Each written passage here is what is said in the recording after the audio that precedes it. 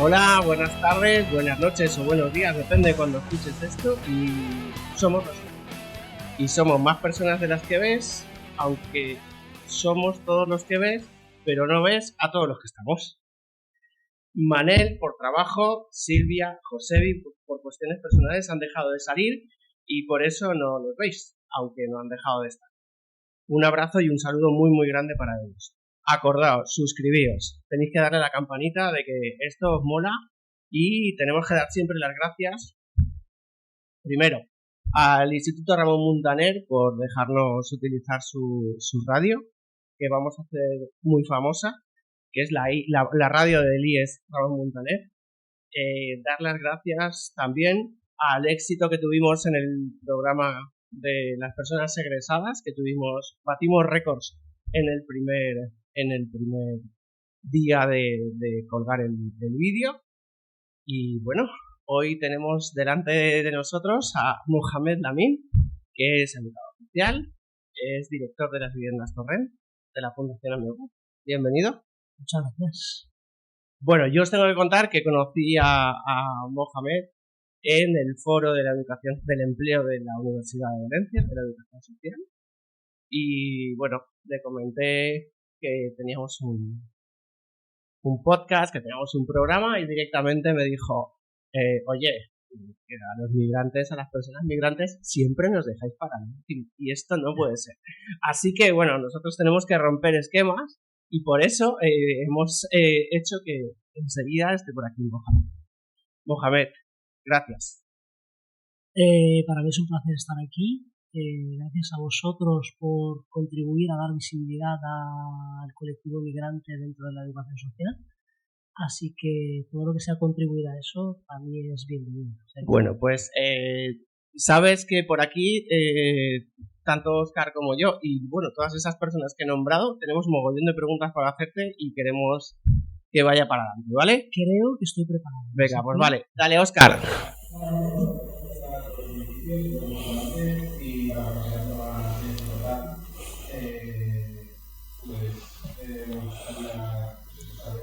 ¿Quién eres? ¿De dónde vienes? Cada día hacia dónde vamos, que bueno, esa es la pregunta que nos dejaron las hacer de ellos en el programa de Dios. Egresadas dentro de 10 años. Pero espera, empieza por el primero. ¿Quién eres?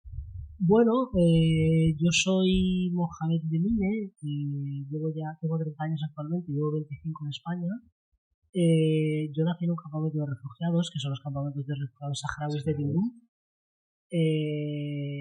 Viví gran parte de mi vida hasta el año 2012, cuando empecé educación social en la Universidad de Valencia, en Canarias, que es un espacio que conocemos como playa y paraíso, pero hay una realidad migratoria muy importante. Entonces todo ello contribuyó a que esa realidad o esa vivencia, todo ello contribuyó a que hoy día sea educador social. Así que actualmente me dedico a la educación social, como comentabas al principio. Soy director de Viviendas Torrent, que es un recurso de atención a personas inmigrantes adultas, unas viviendas tuteladas de la Fundación Amigo. Y eso, en muchísimo resumen, aunque la vida es mucho más larga, no lo que tenemos es justo. Pero todavía tenemos tiempo como para que nos vayas contando. Cuéntanos. Mohamed, ¿por qué vives en Tenerife? Bueno, yo vine en un programa de vacaciones, que son vacaciones en paz, que son niños saharauis que vienen a pasar el verano con familias españolas. Yo tuve la maravillosa suerte de que para entonces mi madre era maestra y en aquellos tiempos, en los años 2000, los maestros eran los monitores que acompañaban a esos niños aquí. Porque mi madre era maestra, tuve la maravillosa suerte de que mi madre vino, se pudo quedar, y cuando a mí me tocó venir posteriormente me pude quedar con ella en estaba en Tenerife, buscándose la vida, como buenamente he dicho, y me pude quedar con ella en Tenerife. Entonces, así es como un poco conocí, pues, viendo un poco aquella realidad migratoria, viéndolo vivido, porque la vida de un inmigrante, porque realmente es una doble inmigración, porque es vivir como refugiado en un país distinto que es Argelia, vivir como inmigrante en España, vivir la realidad migratoria, que es muy complicada en Canarias, porque al final la ruta del Atlántico, que es la ruta marítima hacia Canarias, es una de las rutas más complicadas, donde más vidas se pierden en el océano. vivir situaciones como estar jugando al fútbol en la playa con unos amigos y de repente llega una patera con personas vivas o con personas fallecidas, realidades distintas, mujeres con bebés en mano, etcétera, y todo aquello pues te va moviendo, ¿no? Te va conmoviendo, te va llevando hacia una preocupación y hacia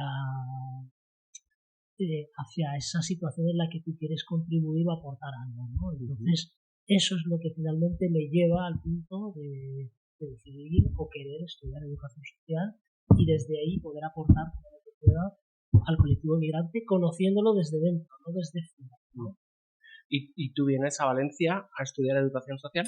Efectivamente, en Tenerife no había educación social en la Universidad de La Laguna, donde sí que había era la Universidad de Las Palmas de Gran Canarias, entonces a mí me daba lo mismo, tenía que salir de la isla igualmente, tenía que irme fuera de casa igualmente, entonces pues para irme a Gran Canarias, que realmente era la misma realidad social, pues decidí estudiar en la península, en la Universidad de Valencia, estudié educación social en la Universidad de Valencia, luego hice un máster que es el máster de acción social y educativa de la Universidad de Valencia, y después ya pues empecé el mundo laboral. Tuve muchísima suerte porque en el año 2017, justo yo acabando los estudios, fue el boom de contratación de educadores sociales. Entonces la verdad que viví, me tocó estudiar durante la época de la crisis, donde nos machacaron muchísimo de que no íbamos a trabajar y que nos habíamos equivocado de formación, y cuando acabamos vivimos el boom de contratación de educadores, así que fue maravilloso. También es verdad que al conocer árabe, saber árabe facilitó un poco las cosas, claro, y contribuyó a que mi inserción laboral fuese más sencilla. Muy bien. Óscar te decía que las últimas compañeras que estuvieron aquí, Natalia y Joana, nos dejaron una pregunta. ¿Cómo ves la educación social en 10 años?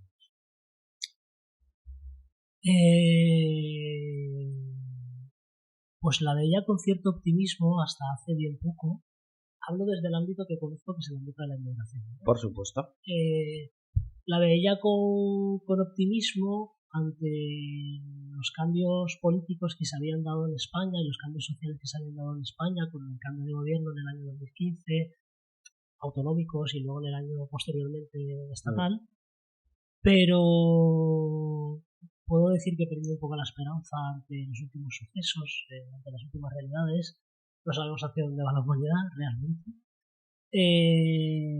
Entonces, pues ahora mismo estoy en una situación personalmente pues un poco incrédulo, por decirlo de alguna manera vulgar, flipando un poco pues todo el tema de Gaza, todo el tema de la situación migratoria en el Mediterráneo.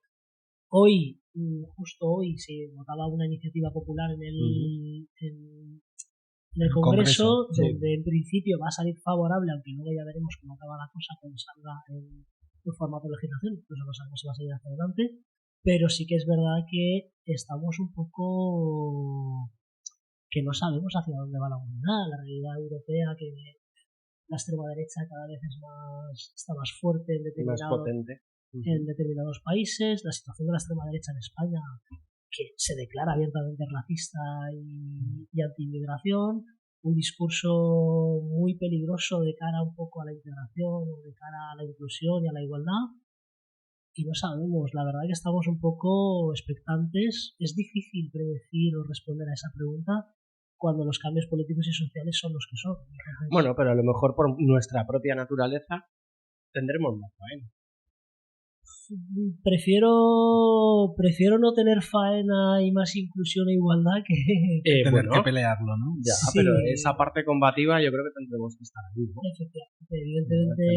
Evidentemente pues se darán nuevas necesidades y se darán nuevas realidades donde tenemos que estar y desde donde podemos contribuir, eso desde luego. Claro. Pero no me lo imagino desde el punto de vista. Preferiría una sociedad más concienciada con la realidad de la inmigración. Sería más fácil para nuestro trabajo que estar dedicándonos a nuestro trabajo y además combatiendo, que estaremos donde haga falta, con partidos políticos, además más en este país, que son muy potentes. Y pues bueno, espero haber respondido. Sí, no, por supuesto, sí. Sí, no, lo que decía, discursos racistas que se han quitado la careta y ya no se esconden. Bueno, pues en este podcast, no sé si has visto algún programa, pero siempre hacemos la misma pregunta a todas las personas que vienen. Y esa pregunta es, ¿qué es para ti la educación social? Para mí la educación social es la contribución o la participación hacia una sociedad más justa, más igualitaria, apoyando y contribuyendo a los más desfavorecidos a que puedan, en medida de lo posible, tener una vida digna, ¿no? Entonces, por definirlo de alguna manera, siempre mi perspectiva ha sido esa, ¿no? De contribuir a que los más desfavorecidos puedan tener mínimamente una vida digna, ¿no? Definirlo de una manera simple, aunque me podía explayar mucho más, pero... Sí, es una buena definición, yo la considero así, sí. Mohamed, ¿qué significa ser? Tú hablabas a tu condición o tu doble condición. ¿Qué significa ser persona migrante y educadora social?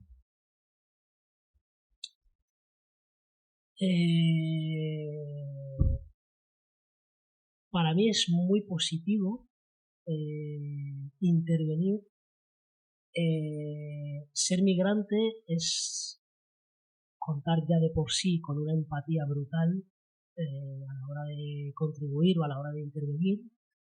Es conocer la realidad desde dentro y no desde fuera, que para mí es fundamental, porque una persona de aquí jamás, por mucho que quiera, por mucho que esté concienciada, por mucho que jamás podrá estar en el lugar o podrá conocer realmente 100% lo que puede llegar a sentir una persona migrante en este país. Claro. El hecho de ser educador social y ser persona migrante, tienes unos niveles de empatía con las personas migrantes que no puede ofrecer, por la realidad en sí, no es una cosa que no puede ofrecer una persona, un educador social nacional o del país europeo, me da lo mismo. Creo que es muy enriquecedor a la hora de intervenir con la persona migrante, porque desde ahí puedes aportar muchísimas cosas y puedes detectar más fácilmente las necesidades y luego proponer respuestas a esas necesidades que pueden tener las personas migrantes. ¿Te has encontrado que, por ejemplo, las personas con las que trabajas se sienten más a gusto contigo? Por esa condición de educador social. Hombre, es un punto de apoyo importante. Sí, vincular más fácil, quizá, ¿no? Un vínculo... ¿Te refieres a las personas atendidas o a las Sí, a las atendidas. Sí, incluso te diría más, van un poco más allá porque utilizan esa condición para, bueno, esto ya es la realidad del día a día de la intervención, ¿no? Porque utilizan esa condición de voy a hablar con Mohamed porque me va a entender más que tú, vale, ¿no? Incluso va más allá incluso de solo entenderlo, ¿no? Sí que es verdad que hay realidades y realidades, ¿no? Depende un poco de la persona, pero por lo general, sí. Primero por la barrera idiomática. Tienen más facilidades, nos podemos desenvolver, puedo entender más fácilmente lo que quieren, lo que necesitan. Y luego, por otro lado, el conocer la realidad de donde vienen facilita muchísimo y para ellos es mucho más cómodo el que yo pueda empatizar con ellos o pueda entender las circunstancias en las que están pasando, porque ya no es solo lo que estoy pasando aquí, al final son personas que tienen familias y tienen una serie de problemas estando aquí, y una vez llegan aquí no solo viven los problemas de aquí, que sí que los viven, sino que también viven también los problemas de aquí, ¿no? Y el hecho de tener una persona migrante que sabe y entiende no solo lo que tengo aquí, sino también lo que tengo allí, mi mochila, eso facilita, o para ellos les facilita mucho el vínculo, como comentaba el compañero, el trabajo, ya te digo, muchísimas veces pasa, incluso es el día a día. He intentado hablar contigo, pero no me entiendes. Voy a hablar con Mohamed, que seguro que Mohamed lo entiende. ¿Y Mohamed lo entiende? Mohamed tendrá que mantenerse en su papel de director, ¿no? Y de educador social, y habrá unas cosas así y otras no, ¿o cómo? Mohamed tendrá que vestirse de profesional y equilibrar un poco dependiendo de si es esto ya es el día a día, dependiendo de si es tú me estás diciendo que no me entiendes, voy a hablar con Mohamed a ver si consigo el sí, que eso ya no se puede permitir, o si es realmente es que no se está entendiendo las circunstancias de la persona, ¿no? Aplicas un criterio profesional, me voy a ver qué necesitas, y si estoy viendo que estás intentando colármela a mí porque el otro te ha dicho que no, pues va a ser que no, o si realmente es que el otro no te está entendiendo las circunstancias en las que estás, ¿no? Sí, también decías, ¿no? Tu capacidad mayor de empatía respecto a nosotros en este caso, respecto a ellos también puede ser que te vean como un referente, ¿no? ¿Qué quiero decir? Tú has venido aquí, te has ganado la vida, bueno, estás ganándote la vida, te has formado. Puede ser que esa parte también de referencia también la sientan ellos respecto de ti, claro. Efectivamente, perdona que no lo haya comentado. Es verdad. El hecho de tener una persona migrante dentro del recurso donde, entre comillas, vemos que le va bien dentro de lo que cabe en la vida aquí, evidentemente para ellos es un reflejo en el cual, un espejo en el cual mirarse a la hora del día a día, ¿no? A la hora de, mira que bien le va, yo también quiero ser como él. Incluso bien, la pregunta mayoritaria en los programas de inserción laboral es, Mohamed, ¿qué hay que hacer para ser educador? Yo también quiero dedicarme a ayudar a chicos. ¿Qué puedo hacer? Mohamed, ¿no? Muchas veces sale esa pregunta. Entonces, ¿y tienes ya algún seguidor que haya conseguido medio seguir? Es que como tengo muchas veces un papel complicado como director, porque también me toca echar las broncas, o soy... También es verdad, hay que contar también la otra realidad, porque esa es la parte bonita, ¿no? Porque luego también está la otra parte, porque para muchos, ya hablo un poco del perfil un tanto más problemático en el día a día, o también te ven también como el traidor, ¿no? Porque sí, también. Ahí existe también un poco... Creas una alianza, ¿no? Por las características iguales tuyas y suyas, y ahí la rompes. Te voy a poner a lo mejor un ejemplo tonto del día a día, de pues, comer con las manos. Les encanta comer con las manos. Hay una cultura donde están acostumbrados a comer con las manos. Les encanta comer con las manos. Entonces, pues por circunstancias de la salubridad y del proceso de integración, porque el día de mañana cuando vayan a una cena de empresa no te vas a poner a comer con las manos. Entonces, si tratamos un poco de trabajar todo eso, entonces, delante del educador español no lo hace, pero delante de Mohamed sí. Entonces es como que tú me vas a entender, Mohamed, porque tú sabes de dónde venimos y sabes que cuando muestro las manos, entonces utilizan también un poco eso para hacer un poquito de chantaje ahí de tú eres de los nuestros. Entonces, sí que es verdad que eres una figura, pero también es verdad que hay veces que si no les gusta lo que les estás diciendo, eres un traidor, porque esto, sabes que en nuestro país es normal y aquí me estás obligando a hacerlo de otra manera, ¿no? Y por ponernos en situación, porque a mí es algo que me gusta, ¿no? Hablar mucho de la práctica que estás haciendo y bueno, que es algo que creo que todos aprendemos mucho de eso. Por ponernos en situación, ¿tú eres director de unas viviendas de un hogar funcional que son 8 personas o residencia o...? Son 4 viviendas tuteladas de atención a personas inmigrantes adultas. Entonces, el perfil varía mucho. No es emancipación tampoco. Es muy parecido a emancipación, porque el trabajo realmente es el mismo, pero contamos con muchos menos recursos, muchos menos profesionales, en mucho menos tiempo, con personas con muchísimas más necesidades, porque son personas en su mayoría en situación irregular. ¿Límite de edad? No hay límite de edad, desde los 18 hasta los 65, que ya pasarían, menos de 18 ya serían menores. ¿Y cómo acceden al recurso? Mediante servicios sociales. Servicios sociales hace una derivación a la consellería y la consellería hace una derivación a los pisos. Se hace una entrevista inicial, si se valora el perfil de que tiene la suficiente autonomía, porque al final son viviendas semituteladas, no hay atención 24 horas, por lo tanto exige un mínimo de autonomía, y si se valora el perfil como autónomo y puede entrar, entra. Y los perfiles son muy variados. Hablamos de personas en situación irregular, hablamos de personas de solicitantes de protección internacional, porque el sistema de protección internacional está colapsado.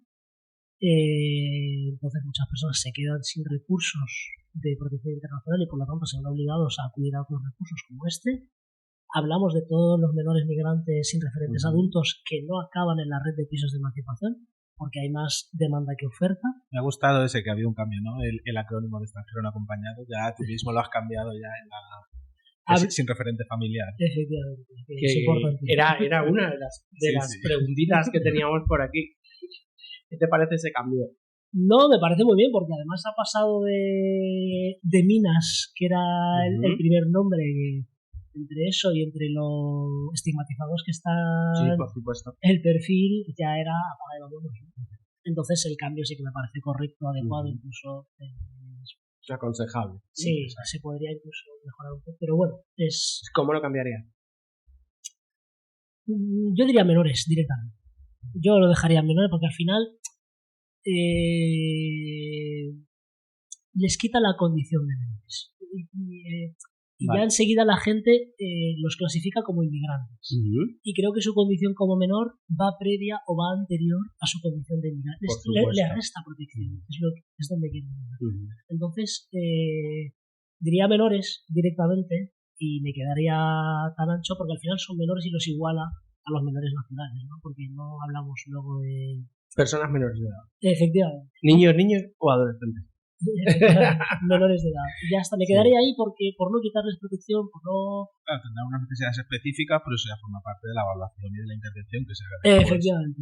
Luego ya la administración ya de manera interna propondrá el tipo de intervención que considere, pero sí que es verdad que no los dosificaría en un término concreto porque enseguida la sociedad, ¡pam! Y enseguida rápidamente los medios de comunicación se adaptan aunque tú le cambies el nombre, enseguida se adaptan a ese estigma, ¿no? Volviendo a lo que estabas comentando de los pisos, bueno, de los hogares donde trabajas, las nacionalidades de los usuarios. Pueden ser cualquier nacionalidad, entiendo. Cualquier persona migrante de país no europeo. Cuando hablo de no europeo me refiero a la Unión Europea. Sí. Países del este pueden ser también. Pero da la casualidad que el perfil mayoritario son del norte de África, algún que otro latinoamericano. Son menos, pero son comunes. Hablamos de Venezuela, Nicaragua, Honduras, algunos de Colombia, que están en situación de protección internacional. Son el perfil del que hablaba antes, de que solicitan protección internacional. No hay recursos y se ven obligados a pedir otros. Pero mayoritariamente hablamos de Argelia, Marruecos, Senegal, Mali, Guinea Ecuatorial. ¿Te has encontrado dificultades en tu día a día, tanto laboral como personal, por ser migrante? Sí.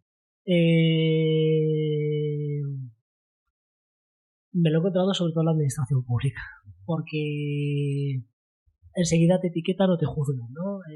Es como que tengo la necesidad de estar justificando quién soy. Me piden más explicaciones, me ponen más... Porque hablas también en español. Sí, ¿no? Es como... Vas al centro de salud, ven a una persona inmigrante y ya enseguida las dificultades en sí de una persona inmigrante.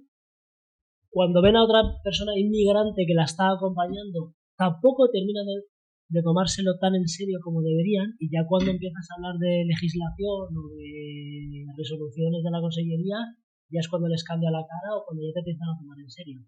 Pero a partir de ahí yo sí que veo que, por ejemplo, mis compañeras trabajadoras sociales, que son las que se encargan de toda la parte administrativa, ellas tienen muchas más facilidades de las que tengo yo como director a la hora de tratar con la administración pública que yo, por ejemplo. Por mi condición de persona inmigrante que está acompañando a otra persona inmigrante, que es como, voy a decirlo vulgarmente, un moro viene acompañando a otro moro y a ver estos qué pasa, a ver estos qué quieren, ¿no? Y ya tienes que estar dando explicación, no, es que mira, es que soy el director de las viviendas, y es que mira, es que esto, sí, eres el director, vale, bueno, usted es un DNI, te empiezan a pedir cosas que a lo mejor al compañero nacional no le pediría, enseguida, soy una trabajadora social, vale, no sé qué, esto, loco, y ya enseguida tú tienes esa necesidad constante de estar justificando quién eres.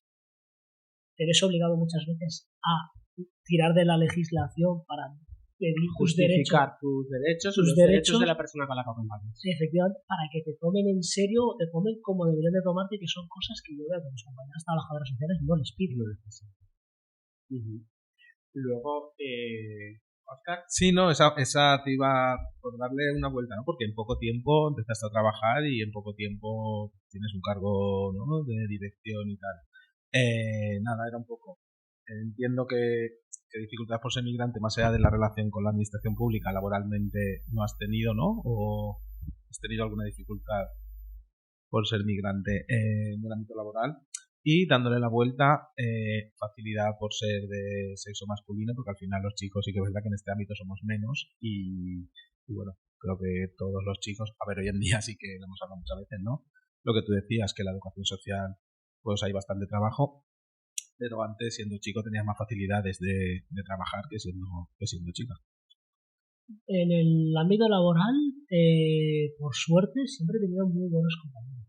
Puedo decirlo abiertamente, nunca he tenido, a nivel laboral, fuera ya de lo que comentabas de la parte administrativa, nunca, si ha habido diferencias, son normales, pero que yo haya vivido circunstancias por ser migrante con algún compañero, ya sea superior o ya sea un igual, directamente por ser persona migrante, nunca me he encontrado circunstancias que yo considere realmente racismo o discriminación, ¿no? En cuanto a lo que comentabas lo segundo de ser chico, Es verdad. Yo lo que comentaba al principio, yo he tenido mucha suerte y a mí el saber árabe me ha abierto muchas puertas. Tanto el árabe en sí, o tanto por mi perfil como educador social, como por lo que comentabas también antes de ser un perfil. Sí que es verdad que al principio se me contrataba más. Como intérprete casi. Efectivamente, vamos a contratar a que este va a ser un buen ejemplo para los chicos. Que por mis capacidades como educador me ha tocado demostrar que valgo para estar donde estoy. Ya no más una imagen, por decirlo de alguna manera, de cara a los chicos, de mirar este chico que integrado un referente, ¿no? Un referente que por mis capacidades, ¿no? Entonces al final sí que es verdad que me ha tocado pelear ahí un poco y demostrar que valgo dentro del ámbito laboral para llegar a donde he llegado, ¿no? Josebi es un compañero que igual lo conoces, él es educador social en el Ayuntamiento de Alfafar y no ha venido, era de los que nombraba que no están, pero sí que están. Tú eres exalumno, bueno, no eres exalumno, has sido alumno de la Universidad de Valencia, has sacado el grado en Educación Social de la Universidad de Valencia y la pregunta que nos trasladaba Josebi para que te hiciéramos a ti es ¿cómo ves el ámbito de la migración en la carrera? Esto lo he hablado muchísimas veces. Los que nos dedicamos al ámbito de la inmigración en Valencia prácticamente hemos tenido que ser autodidactas. Prácticamente hemos tenido que ser. Y lo he comentado también en la universidad las veces que he tenido la oportunidad de comentarlo y lo he comentado en todos los ámbitos. Prácticamente hemos tenido que ser. Yo no tenía ni idea de nada. En la carrera, la única asignatura que recuerdo que iba un poquito enfocada al ámbito de la inmigración era atención a la diversidad, que es una optativa de cuarto, que iba más enfocada a diversidad funcional que a personas inmigrantes. Prácticamente tenemos que ser en la carrera universitaria no hay nada. Estaba educación internacional, pero tampoco entraba dentro de la intervención, dentro del día a día de la inmigración en España. Era algo más genérico, iba mucho más allá. Entonces la carrera no percibe esta necesidad ahora mismo. Ya, no aparece en ninguna asignatura ni aparece tocada de manera tangencial en ninguna. Tan solo en atención a la diversidad como sea. Sí.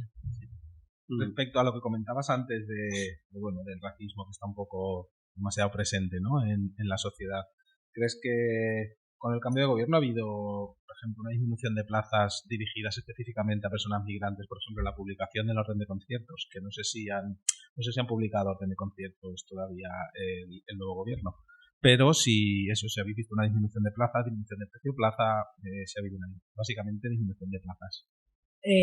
Nosotros tuvimos la maravillosa suerte de que antes de entrar al nuevo gobierno salió el macroconcierto, donde estaban menores, mayores, centros de día y también... Sí, salen todas las plazas por tipología. Efectivamente, y también estaba atención a personas en situación de exclusión social o personas vulnerables, dentro de las cuales se reconocía la figura de las personas inmigrantes. De hecho, las viviendas donde yo estoy están dentro de ese concierto.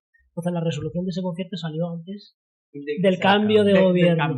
Entonces, digamos... Son 2 años probables a 2 más. No, son 4 años. Son 4 directamente. 2022-2026. Que sería parecido al contrato programa. Entonces, no hemos notado... Sí, ahora de momento no. De momento no hemos notado ningún cambio. Cuando toque la renovación del concierto, ya veremos. Aunque también es verdad que tengo la esperanza de que como pillan las elecciones cerca, a ver si se cortan un poco.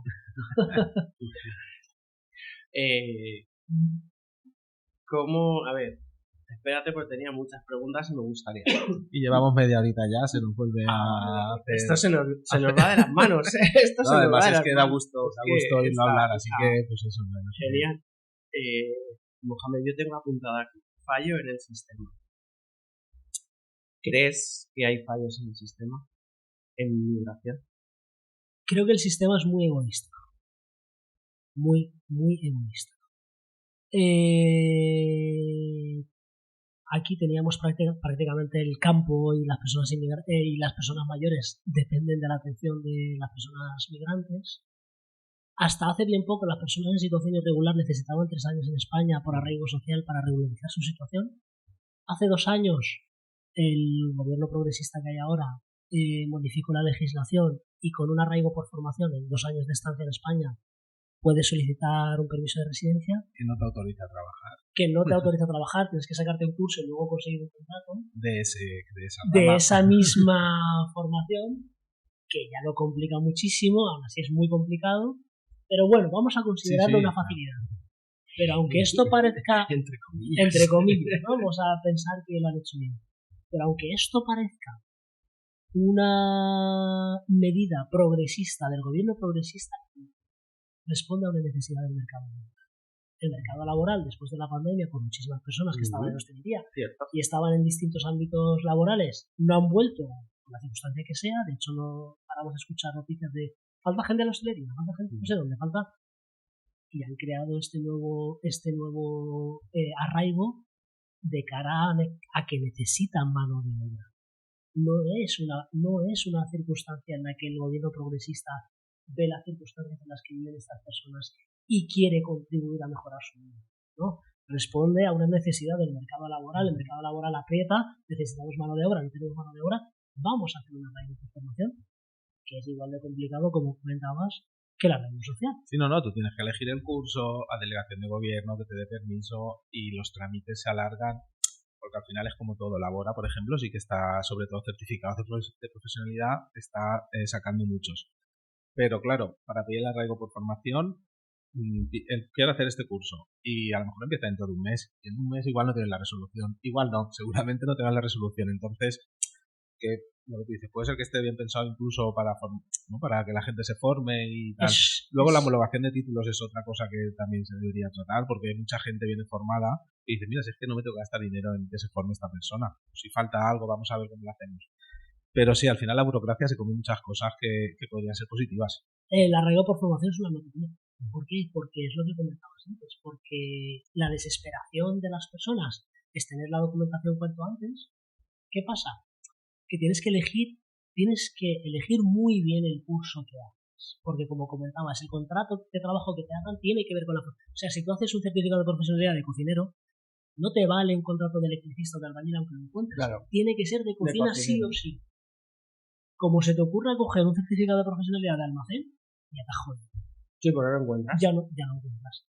Y luego el arraigo por formación es solo una vez.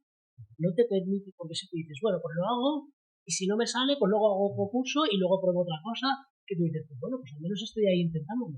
No. Solo tienes una oportunidad. Que si la gastas, se acabó. Y con los plazos que ello tiene. Claro, porque te dan un permiso de residencia de 1 año, en el cual tienes que estudiar tu certificado de profesionalidad. Ten la suerte de que sea de estos de 3 meses o de 2 meses con las prácticas, porque como te toque uno de estos de 600 horas, medio año, solo te queda luego medio año para contar un programa de trabajo, lo cual complica muchísimo muy complicado el acceso a... Muy complicado. Tienes razón. Esa parte de que el sistema se ve está así. Totalmente. ¿Qué cambiarías en el sistema, por ejemplo, de protección? ¿Del sistema de protección de menores? Mira, desde la realidad en la que yo estoy, que yo he trabajado con adultos, los menores migrantes sin referente adulto, una vez nos llegan, no están preparados para asumir la vida de adulto. Bueno, pero es que claro, yo tengo hijos por esa edad y yo creo que tampoco mis hijos están preparados. Ya, pero tú estarás y ahí... estoy como referente adulto. O bueno, no sé si soy referente tú estarás ahí hasta que ellos estén preparados, ¿no? Claro. Pues a eso me refiero. El sistema lo que hace es a los 18 dejarles solos. Sí, esa es una de las cosas brutales. Efectivamente. Entonces... es un mandato institucional, ¿eh? Es un mandato institucional. O sea, que se está intentando corregir eso porque centros de emancipación sí que ha habido un aumento importante, ¿no? En estos últimos años, que creo que es lo que faltaba. o por lo menos yo he notado... Las oficinas mentoras que son de nueva creación, las oficinas mentoras plus, y es un recurso más. Pero ¿cuál es la primera necesidad que tiene una persona? Vivienda. Si tú no tienes una vivienda, todo lo demás está desestructurado, o tienes que tener la cabeza muy bien amueblada para que tú puedas llegar a ese punto de autonomía en el que puedas dar tu situación. Porque al final por mucho que tengas una oficina externa que te apoye, si tú estás en situación de calle, es muy complejo, muy complejo. Sí, porque al final, la primera necesidad que tiene una persona es un lugar donde establecerse, sentirse protegido, sentirse seguro. Y ya a partir de ahí empiezas un poco a construir todo lo demás. Si tú no tienes lo primordial, que es el tener una vivienda en condiciones, una vivienda digna, todo lo demás se hace muy cuesta arriba, por mucho que haya recursos externos en los que te puedas apoyar. Entonces, cambiaría lo que comentábamos de, no sé, buscar alguna fórmula de extender esa protección para que esos chicos o chicas puedan llegar a ese punto óptimo de autonomía. Y a partir de ahí, pues ya el sistema valorará con sus recursos o el proceso de intervención que considere. Pero es que hablamos de chicos que por un lado llegan sin documentación, cuando la legislación es clara respecto a eso. A los 6 meses usted le tiene que solicitar documentación. Si no tiene pasaporte, porque muchas veces excusan, es que no ha tenido pasaporte, pues una cédula de inscripción, lo que sustituye al pasaporte. Hagan ustedes lo que tienen que hacer. Salen del sistema de protección sin papeles. Lo que hacía Ceuta y Melilla, porque aquello es otro mundo, hasta hace bien poco, aunque lo han corregido, también han corregido la legislación respecto a los menores y referentes adultos, que ahora salen con permiso de trabajo. Antes no salían, los dejaban a los 18 en la calle y encima sin permiso de trabajo. Con lo cual, la vida, sigue buscándote la vida, pero ahora ya. Con lo cual, muérete directamente. Entonces, ahora mismo ya salen con permiso de trabajo, lo cual ha facilitado mucho los recursos de emancipación que existen en el proceso de inclusión. Pero es que salen sin preparación en cuanto al castellano. Salen chicos que en un año en un centro de protección que no hablan castellano. No saben, no están preparados para la vida de un piso de emancipación en cuanto a saber hacer la compra, en cuanto a saber cocinar, autonomía en general. Que tú dices, sí, eso se trabaja desde los pisos de emancipación, ya, pero es que usted no le puede garantizar una plaza en un piso de emancipación. Salga, prepárelo usted desde protección, y una vez salga, si consigue una plaza, bienvenida, y si no la consigue, está preparado para afrontar la vida de una persona adulta una vez fuera, ¿no? Esa preparación para la vida adulta, sobre todo, es lo que yo más echo de menos desde mi punto de vista en cuando estoy en las viviendas. Bueno, yo tenía otra pregunta porque has dicho que tu etapa escolar primaria y secundaria fue en Canarias, ¿no? No sé si me la podrás contestar porque te dijiste enseguida que has estudiado en la universidad, pero bueno, las diferencias entre el sistema de protección de allí y el nuestro. ¿Qué diferencias encuentras entre el sistema de allí de protección o sí que es verdad que antes me he centrado en menor población general, por así decirlo, o de protección o de migración respecto del nuestro? ¿Qué diferencias encuentras? Primero, la protección a los profesionales, evidentemente aquí la protección en cuanto a salario, en cuanto a condiciones laborales, son muy superiores a las de Canarias. En Canarias se basan en el convenio estatal social, sí, 40 horas, 1.100 euros, alguna cosa así. Tampoco la diferencia es mucha, pero oye, la ratio de educadores por personas atendidas es mucho mayor aquí que en Canarias, lo cual facilita también la calidad de la intervención. Y luego Canarias es una realidad mucho más compleja que la de Valencia, ¿no? Por un lado, muchos menores migrantes y referentes adultos, muchísimos. Porque ya te digo, lo que conocemos de Canarias es lo que vemos de las playas y los turistas y aquello muy bonito. Pero hay una realidad migratoria muy, muy grande allí. Y luego también el Canarias profundo, el que sufre las consecuencias de todo el turismo que vive Canarias. Hay mucha precariedad, hay mucha pobreza, hay mucha exclusión social, salarios precarios, temporales, etcétera. Entonces, todo ello, Valencia está a muchos pasos por delante de Canarias en cuanto a protección de los derechos. De hecho, si me coges. Rápidamente. Dale. Cuando estaba en la carrera, siempre en el ranking salía Canarias último y Valencia, no sé si el tercero o el cuarto por debajo, ¿no? Y yo decía, yo me he venido de Canarias, he venido a Valencia a estudiar y es que tampoco he mejorado mucho. Tampoco he mejorado mucho. Yo creo que ha habido una evolución muy grande en los servicios sociales desde la ley de servicios sociales inclusivos que se hizo en el 2019. Yo creo que ha supuesto una evolución muy grande y una apuesta muy grande en aquel momento por el pacto del Botanic, de poder tirar adelante con unos servicios sociales inclusivos y que funcionaban muy bien. Yo creo que funcionaban muy bien. Sí, de hecho, yo creo sobre todo hacer las cosas con sentido. Vamos a hacer un estudio, tardo 4 años en hacer una ley, porque seguro que al año siguiente lo hubieran querido sacar, pero es mejor ver en el momento en el que estamos qué necesidades hay, y a partir de aquí vamos a establecer unos criterios poblacionales que básicamente se basan en poblacionales, y luego hay algunos criterios que pueden variar, pero por lo menos basarnos en algo objetivo. No puedes ahí... El decreto de tipologías también, este nuevo que ha salido, también... Oscar creo que se lo está leyendo. Tengo que resumirlo. Sí, son 500 páginas. 600 minutos. Tiene un buen concepto. Sí, la verdad que en cuanto a condiciones de los centros de protección e incluso de las viviendas donde yo me encuentro, algunas cosas es un tanto... Diría que son complejos de cumplir, pero, o sea, creo que las entidades tendrían que, meter el turbo en cuanto a renovación.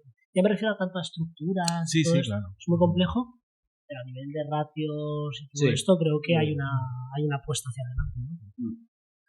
Óscar, ¿cómo vamos de tiempo? Que hoy vamos acabando. Vamos acabando. Entonces, hoy, como no está José Vino, hemos hecho la preparación de la recomendación. Le vamos a pedir que nos hagas una recomendación. Siempre recomendamos películas, libros, canciones, grupos de música, y nos gustaría... Se me da fatal. Nos gustaría que nos hicieras alguna recomendación. Se me da fatal esto. Se me da fatal, ¿eh? Se me da fatal. Mientras piensas, yo tengo una que es una canción. Yo siempre las canciones, pues eso. Lo veo muy personal, pero... Sí, claro. No, se llama Buscándose la Vía, de Banda Hachís, que es un grupo de Alicante. Bueno, ya no tocan, pero bueno, de Javier Chispes, que era cantante no, guitarra y segunda voz de Maniática. Luego hizo Banda Hachís y, bueno, Buscándose la Vía, que va pues de todo el tema que hemos tratado hoy. Y, bueno, a mí me gusta mucho ese tema. Pues mira, me la anoto y... Vale, y entonces una de la que no te vas a poder escapar porque no tienes escapatoria. Óscar te preguntaba que si alguna vez has visto el programa completo. La primera pregunta que te hacemos es ¿qué es la educación social? Esa se la hacemos a todos. Pero cuando llegamos a este punto, que ya estamos acabando, te pedimos que tú hagas una pregunta para el siguiente invitado que tengamos en el siguiente programa. Pero sabemos la temática. No sabemos ni la temática, ni la persona, ni nada por el estilo. Aquí improvisamos. Hay que improvisar. Ten en cuenta que hay cosas que no se pueden prever.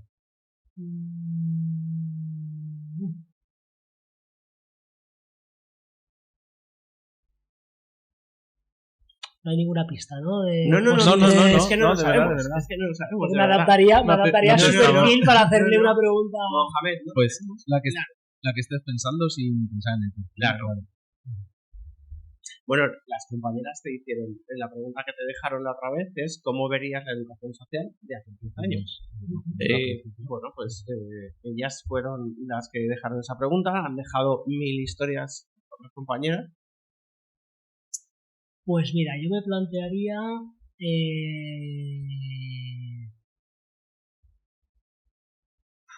es que se me ocurren muchas, ¿eh? Pues una, venga, suéltanos una.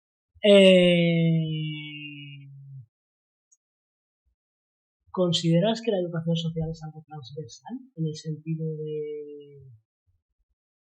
de va más allá de lo profesional, sino en el día a día también es algo...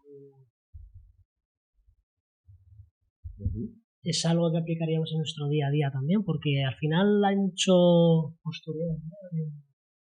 en cuanto al ser educador social, ¿no? Yo trato de llevarlo... ¿De estos videos en cuanto a educación social? ¿Ves? Sí. No, ¿Pero por qué? Porque queda muy bien ser educador social o como es algo así. Sí que veo mucho postureo. Yo trato de ser coherente tanto dentro como fuera, tanto en mi trabajo como fuera de él. Yo no puedo ser una persona que trabaja con personas inmigrantes y luego cuando haya una manifestación antirracismo o en favor de las personas inmigrantes y no estar ahí. O no puedo trabajar, o sea, quiero decir, hay que ser coherente uno consigo. O sea, es algo... O ver un comportamiento no adecuado y no decir, ¿tú crees que esto está bien? Esto te acuerdas el último programa que tuvimos con las compañeras, con Joana y con Natalia. Ella hablaba de la falta de movilización general de las personas que estudian educación social. Ellas echaban de menos, y lo dice en el programa, te lo recomiendo, ellas echaban de menos que en la universidad hubiera habido una sensación o una actitud más combativa con respecto a cualquier cosa. Es que yo lo que percibo es que ha habido una pérdida de vocación brutal, ¿no? Ya esto ven... A ver, tampoco quiero hacer aquí apología de la vocación, ¿no? Sí, efectivamente, ¿no? Sí. Al final esto es una profesión y hay que tomarla como tal, ¿no? Pero sí que es verdad que yo percibo, o sea, vocación desde la reivindicación, ¿no? Me refiero, ya no es de que pases más horas en el trabajo y que te dediques porque me encanta mi trabajo. Yo no me refiero a eso, me refiero a desde la reivindicación y desde el pelear fuera lo que peleas dentro y ser coherente en ese sentido, ¿no? Sí, y creer que tu trabajo puede valer para cambiar las cosas en un futuro. Efectivamente, ¿no? Entonces, al final, yo sí que percibo mucho de yo hago mi trabajo y me da igual si luego el mundo se viene abajo o me da igual las leyes que esté haciendo el gobierno de turno en contra del colectivo con el que estoy trabajando, me da igual yo percibo más allá, aunque ya te digo, ya no hablo a nivel de laboral, porque aquí cada uno va a hacer su trabajo y se acabó, pero sí que es verdad que considero que es necesaria esa coherencia, porque así disfrutamos más la profesión y así mejor. Mucho mejor, desde luego. Pues creo que es un buen final. Pues yo creo que es el final mejor y más adecuado podríamos tener. Mohamed, muchísimas gracias por haber pasado con nosotros un ratito. Gracias y bueno, volveremos a vernos seguro. Gracias a vosotros, para mí es un placer. Las veces que queráis estaré por aquí y nada, todo lo que sea reivindicar o dar visibilidad a las personas inmigrantes, bienvenidos. Muy bien, muchísimas gracias.